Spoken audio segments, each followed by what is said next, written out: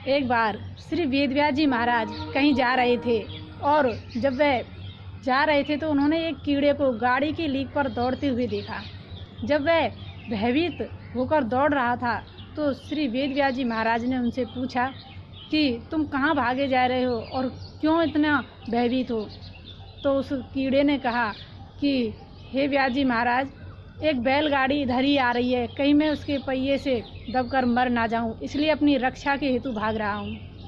तब श्री वेदव्यास जी महाराज कहते हैं कि देखो तुमको कहाँ सुख है, अरे इस योनि में तुम्हें कहाँ सुख मिल रहा होगा, तुम्हारा तो मर जाना ही अच्छा है। तब उस कीड़े ने कहा कि देखो मुझे तो इस योनि में बहुत सुख है और जो जिस योनि में जाता है उसे उस योनि में बहुत सुख मिलता है, इसलिए मैं नहीं चाहता कि मरने के बाद मैं और अधम योनियों में जाऊं, क्योंकि इससे भी अधम योनियां और भी हैं।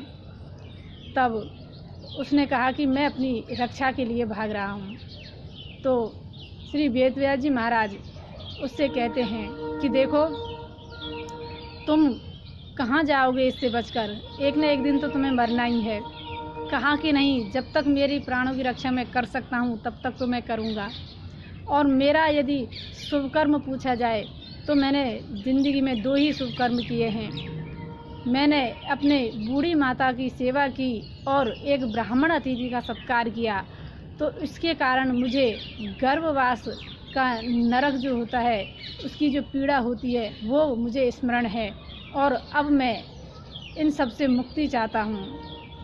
और जब इस प्रकार कहता है वह कीड़ा तो वेदव्यास जी महाराज कहते हैं कि देखो तुम्हें अपनी मुक्ति की कामना है कि मेरी मुक्ति कैसे हो, तो इसलिए मैं तुम्हारा साथ दूंगा, लेकिन तुम जिस योनि में जाओगे उससे मैं तुम्हें शीघ्र ही छुटकारा दिला दूंगा। और जब तुम पवित्र कुल ब्राह्मण में जन्म लोगे तो वहाँ मैं तुम्हें ब्रह्म विद्या का उपदेश करूंगा और तुम जो चाहोगे वो तुम कर सकते हो, जहाँ चाहोगे वहाँ जा सकते हो।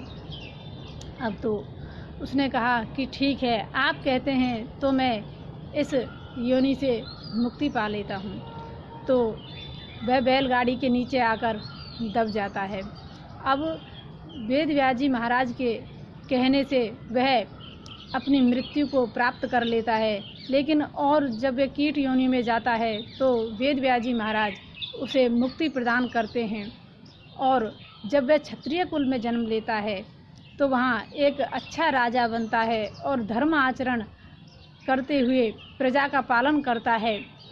तो जब वह उसका राज सिंहासन का जो समय है वह जब पूरा होता है तो वह जंगल में जाकर भगवान का तप करता है और कुछ ही समय में उसका प्राणांत हो जाता है। जब उसका प्राणांत होता है तो वह एक पवित्र कुल में ब्राह्मण कुल में जन्म लेता है और वहाँ जन्म लेने के बाद जब वह 5 वर्ष का होता है तो वेदव्यास जी महाराज उसे सारस्वत मंत्र का उपदेश करते हैं। और जब वह मंत्र उपदेश दिया तो उसने धर्म आचरण के लिए उसने पूरा अभ्यास किया और भगवान का भजन करते हुए उसने अपना वह जीवन व्यतीत किया।